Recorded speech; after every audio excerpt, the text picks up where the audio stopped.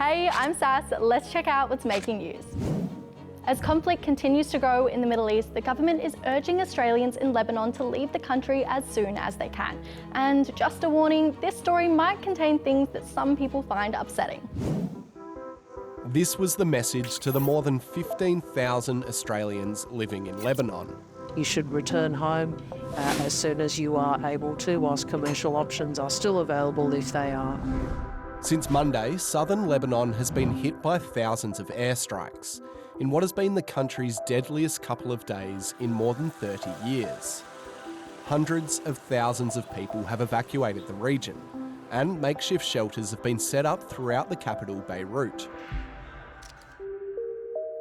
These latest strikes are the result of months of tension and fighting between Israel and Lebanese militant group Hezbollah, which is an ally of Hamas. Israel says it's only targeting areas with Hezbollah leaders or buildings storing Hezbollah weapons. But Lebanese officials say many civilians have been killed too. In New York, world leaders have gathered for the UN's General Assembly, with many calling for an end to the current fighting.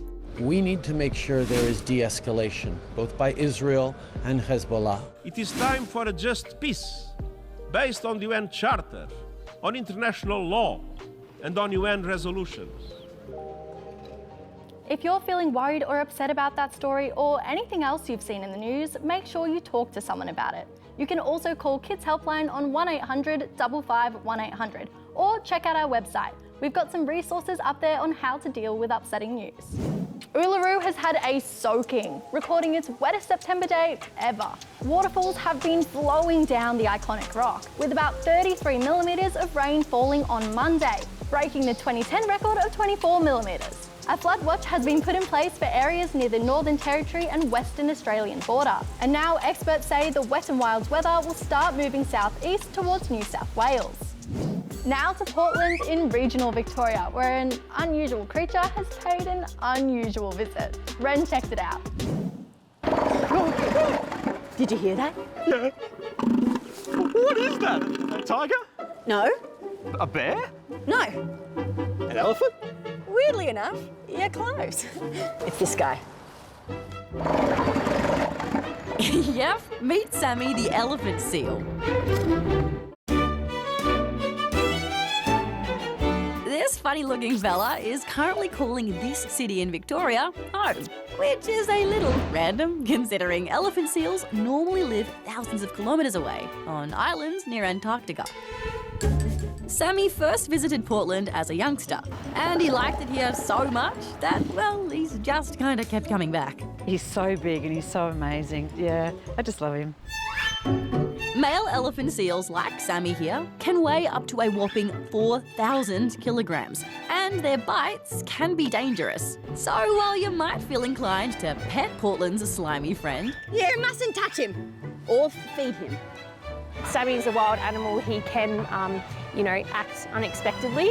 Definitely asking the community, do not feed a seal, because that is when they become reliant on humans feeding them.